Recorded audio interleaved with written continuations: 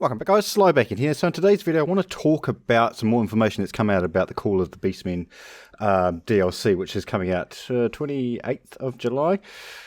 And that is the price point. So I've been reading Reddit most of the day today, and yeah, nobody's really impressed. And I'm probably going to put myself in that camp as well. The price point currently is $23.39, but that's with a 10% discount. This is my prices in New Zealand. Standard price is $25.99, so $26 for DLC. When I was thinking DLC for a race pack, I was kind of thinking, the same price as Chaos race pack, which is $9.99, so $10 New Zealand, which is fair for a race pack, right? But then, obviously, there's a wee bit more in Call of the Beastmen, which there's a mini campaign called Eye for an Eye. But from what I can understand with that, it's a campaign that's restricted to the Beastmen, and you're probably only going to play it through once or twice, and then that's probably going to be the end of it. We don't know for sure yet. Whether there's any more replayability than that. From what we can see, no other races can actually play that mini campaign.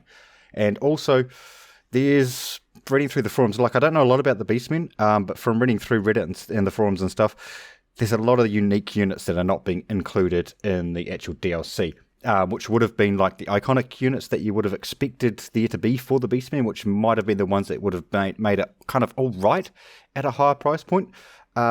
But it's severely lacking at this stage. I'm kind of hoping, and I think CA is stupid if this is what they're doing, they're holding back the special unique monsters for hey, also buy and get this, then get this, and get this. It's kind of like what they did with all the other races, because if you're putting out a DLC pack now with a price point on it and they're saying this is what's in it, it's going to be a lot of angry feedback, and there is a lot of angry feedback, and I think rightfully so with that angry feedback. And then if they come around in the next week or so and say, no, but you're also going to be getting these units and these units, but we just didn't want to disclose them at the start. I think that's really, really poor promotion, really, really poor customer service, whatever you want to call it.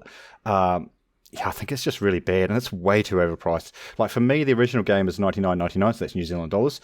And to have a DLC coming out at $26, a quarter of the price of the actual full game, yeah, and especially with a mini campaign that, honestly, I will play it and I will enjoy it, but that's not the reason I'm buying the DLC. I'm buying the DLC so I can play the Beastmen as part of the grand campaign. That's the whole purpose of it.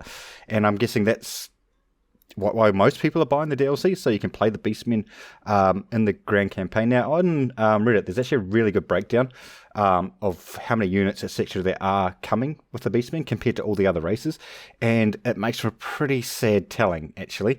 If you compare the Beastmen to all the rest of them, the only one that ever gets close is the total number of unique units, mounts, excluding weapon swaps.